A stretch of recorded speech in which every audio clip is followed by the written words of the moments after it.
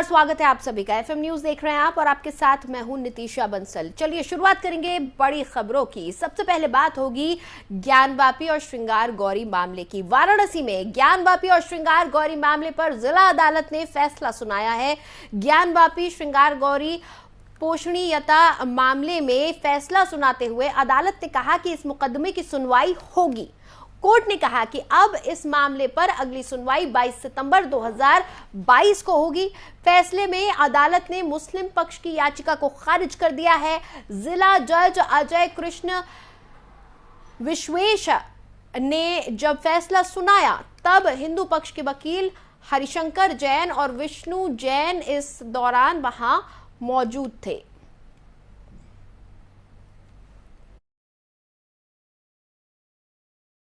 ज्ञानवापी के प्रकरण में आज पोषणीयता को लेकर के सवाल जो उठे रहे थे, उन सवालों का पटाक्षेप हो गया है। अब मां श्रृंगार गौरी की पूजा के लिए जो याचिका दाखिल की गई थी, अब इस पर सुनवाई हो सकेगी। और लंबे समय से लोगों की अपेक्षाएं थी कि मां श्रृंगार गौरी की पूजा हो सके।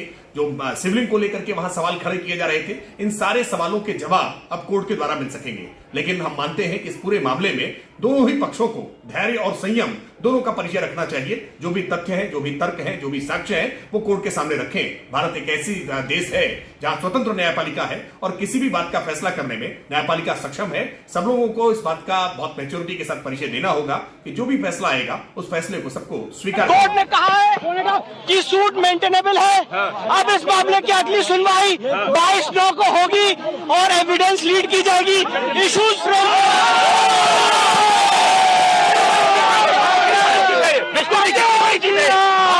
बहुत बड़ी और क्या क्या और आराम से मैं कहीं बहुत देखिए, जो मुस्लिम पक्ष की मैं बता रहा हूं, जो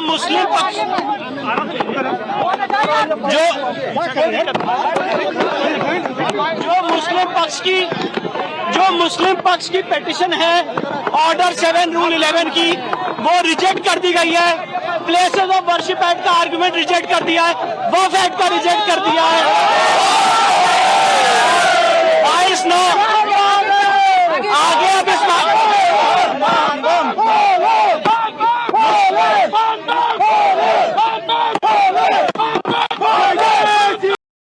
तो ये है कि अभी जो भी बातें सामने आई हैं वो जाहिर सी बात है मीडिया के ज़रिए ही से आई हैं और अपनी लीगल एक्सपर्ट की टीम पूरे जो भी जजेस ने कहा है उसको पढ़ेंगे और पढ़ने के बाद ही कोई आगे का लाइन ऑफ एक्शन तय किया जा सकता है। जब बाबरी मस्जिद केस में प्लेसेस ऑफ वर्शिप एक्ट 1991 के सिलसिले में जो कुछ भी ऑनरेबल सुप्रीम कोर्ट ने कहा था, उससे इस बात की उम्मीद जागी थी कि अब मंदिर और मस्जिद से मुताल्लिक़ तमाम मामलात हमेशा के लिए सुलझ गए, हमेशा के लिए हल हो गए हैं। लेकिन उसके बावजूद भी जो कुछ भी ये फैसला या राय आई है, हम लोग जाहिर सी बात है कोर्ट्स के तमाम फैसलों का एहतराम करते हैं और इस पर अपनी लीगल टीम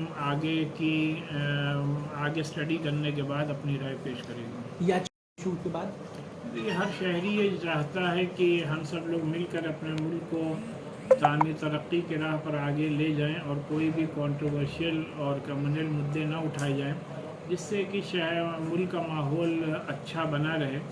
और फिर सुप्रीम कोर्ट के जजमेंट के बाद इस बात का सबको यकीन हो गया था, लेकिन उसके बावजूद भी जो बार बार ये केसेस अदालतों में आ रहे हैं और प्लेसेस ऑफ वर्शिप एक्ट 1991 को नज़रअंदाज किया जा रहा है, तो इस सिलसिले में हम समझते हैं जो लीगल एक्सपर्ट्स हैं और उनको अपनी बात सामने रखनी चाहिए।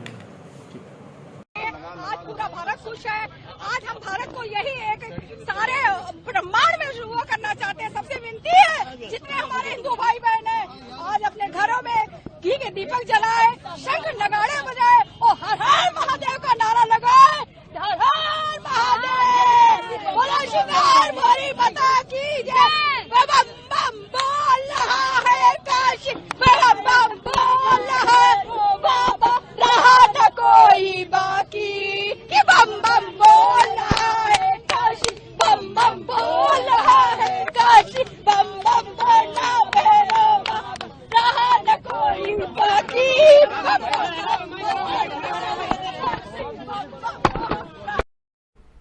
चलिए आगे बढ़ेंगे। प्रधानमंत्री नरेंद्र मोदी ने ग्रेटर नोएडा के India expo centre and mart में अंतर्राष्ट्रीय डेयरी संघ विश्व डेयरी सम्मेलन 2022 का शुभारंभ किया। पीएम मोदी ने ग्रेटर नोएडा में आज India expo centre and mart प्रदर्शनी का निरीक्षण भी किया। इस दौरान प्रदेश के सीएम योगी आदित्यनाथ भी मौजूद रहे। पीएम मोदी ने अपने संबोधन में क्या कुछ कहा वो सुनवाते हैं।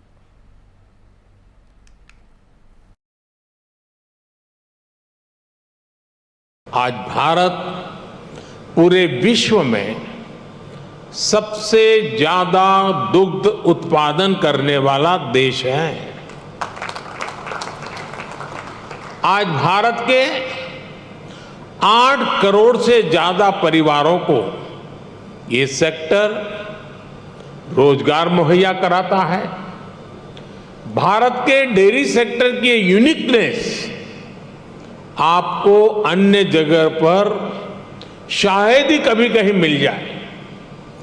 आज वर्ल्ड डेयरी समिट में इसका जिक्र मैं इसलिए भी कर रहा हूं क्योंकि विश्व के अनेक गरीब देशों के किसानों के लिए ये एक बेहतरीन बिजनेस मॉडल बन सकता है। साथियों, भारत के डेयरी सेक्टर की इस खासियत को एक और यूनिकनेस से जबरदस्त सपोर्ट मिलता है। हमारे डेयरी सेक्टर की दूसरी विशेषता है भारत का डेयरी कोऑपरेटिव सिस्टम। आज भारत में डेयरी कोऑपरेटिव का एक ऐसा विशाल नेटवर्क है जिसकी मिसाल पूरी दुनिया में मिलना मुश्किल है। ये डेयरी कोऑपरेटिव्स देश के 2 लाख से ज्यादा गांवों में करीब करीब 2 करोड़ किसानों से दिन में 2 बार दूध जमा करती हैं और उसे ग्राहकों तक पहुंचाती है। इस पूरी प्रक्रिया में आज भारत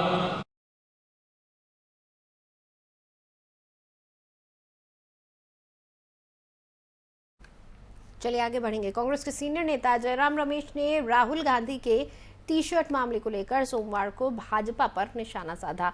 उन्होंने कहा कि ये टी शर्ट और अंडरवेयर पर टिप्पणी बिल्कुल बचकाना था। जयराम ने कहा, अगर मैं इसकी असलियत बता दूं तो आप हंसेंगे। मैं इस पर नहीं बोलना चाहता हूं। अगर वो इसे मुद्दा बनाना चाहते हैं तो ये बिल्कुल साफ है कि वो घबराए हुए हैं। जयराम रमेश ने बीजेपी पर तंज कसते हुए कहा कि झूठ की फैक्ट्री ओवर टाइम काम कर रही है। भारत जोड़ो यात्रा को लेकर उन्होंने कहा कि ये महंगाई और बेरोजगारी को लेकर है। अगर वे जूते और टी शर्ट को मुद्दा बनाना चाहते हैं तो ये उनके डर को दिखाता है। कांग्रेस नेता ने कहा कि वो अब कुछ भी बोल रहे हैं, झूठ की फैक्ट्री चल रही है। भारत जोड़ो यात्रा का 5वां दिन है और आज 5 दिन के अंत तक, आज 6:30 बजे तक करीब 94 किलोमीटर पूरा होगा। आज सुबह 11 किलोमीटर था और आज दोपहर को 10 किलोमीटर होगा। तो पहले 5 दिन में 94 किलोमीटर कवर हुए हैं। औसत के तौर से हर दिन 19 किलोमीटर आता है। हम थोड़ा पीछे चल रहे हैं। राहुल गांधी जी चाहते हैं कि हम हर दिन 25 किलोमीटर करें, पर सभी भारत यात्री कहते हैं कि हमें 21-22 करने की क्षमता है। 25 करने के लिए अभी वक्त होगा। अब तक हमने 19 किए हैं, तो थोड़ा और तेजी से हम चलेंगे बाकी दिनों में। भारत जोड़ो यात्रा का 5वां दिन। और कांग्रेस ने अपनी भारत जोड़ो यात्रा के बीच एक ऐसी ट्वीट कर दिया जिस पर सियासी बवाल खड़ा हो गया है। कांग्रेस ने अपने आधिकारिक ट्विटर हैंडल से किए गए एक पोस्ट में आरएसएस की निक्कर में आग लगी तस्वीर शेयर करी है। इस तस्वीर के जरिए कांग्रेस ने आरएसएस भाजपा पर निशाना साधा है। इसके बाद भाजपा ने पलटवार करते हुए कांग्रेस को भारत जोड़ो यात्रा को आग लगाऊ यात्रा बता दिया है। दरअसल अपनी पोस्ट में कांग्रेस ने लिखा कि देश को नफरत के माहौल से मुक्त करने और आरएसएस भाजपा द्वारा किए गए नुकसान की भरपाई को पूरा करने के लक्ष्य की दिशा में हम कदम बढ़ा रहे हैं। इसके बाद एक तस्वीर पोस्ट की जिसमें आरएसएस की निक्कर को आग लगी हुई दिखाई जा रही है, उसमें से धुआं निकल रहा है।